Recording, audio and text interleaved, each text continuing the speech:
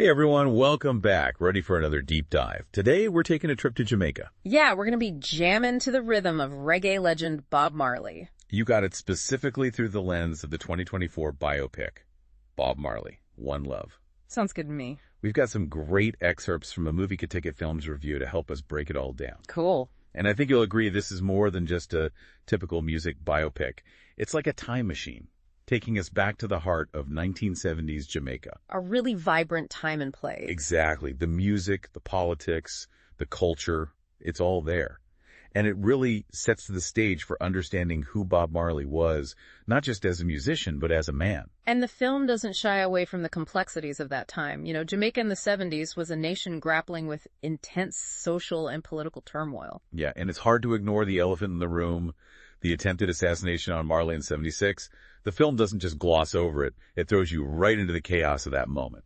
Right, and it makes you think this wasn't just some random act of violence. It was a reflection of the deep divisions that were threatening to tear the country apart. It's incredible to think about what that must have been like, living through that kind of uncertainty and fear, especially when you consider the message Marley was preaching: unity, love, peace. Exactly. It wasn't just about feel-good vibes. His music was a powerful force, a challenge to the status quo in a society that was deeply divided. It makes you wonder, do you think the film really gets across how radical and revolutionary his message was at the time? I mean, to be singing about peace and unity in the midst of all that. Oh, absolutely. There's this one scene that really sticks with me.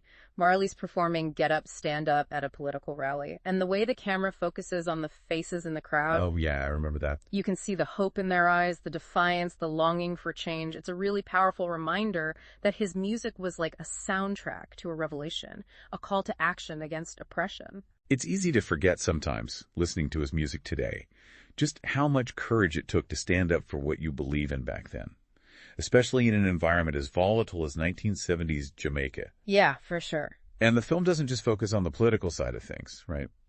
It also gives us a glimpse into Marley's personal life, his relationship with Rita. Right. Their love story, the complexities of their marriage. What were your thoughts on that aspect of the film? Well, I think it adds another layer to understanding Bob Marley. You know, it goes beyond the typical man behind the music narrative.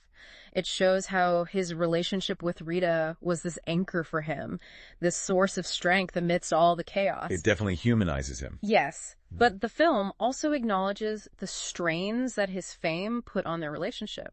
You know, the sacrifices Rita had to make. It's a very honest portrayal. It's interesting how the film weaves those personal struggles in with the bigger political picture. You know what really got to me? The music. Hearing those iconic songs woven into the story. Oh, yeah. Gave me chills. I mean, it's one thing to hear Three Little Birds on the radio, but to hear it in the context of the film, well, let's just say it takes on a whole new meaning. You're so right. The music is used so effectively to amplify the emotions of each scene.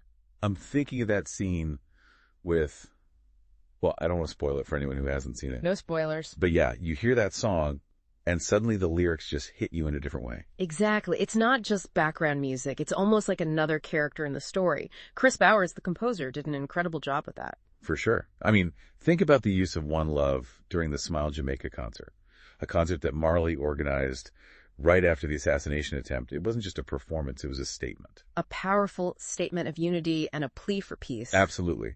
Yeah. So it seems like the film is really trying to paint a complete picture of Marley. His personal life, his music, the political backdrop of Jamaica in the 70s. But you know, I have to ask, because I did see that the film's gotten some mixed reviews. Some critics have said it doesn't quite capture the full essence of Marley. What are your thoughts on that? Well, I think it's natural for a biopic about such a complex figure to generate different opinions.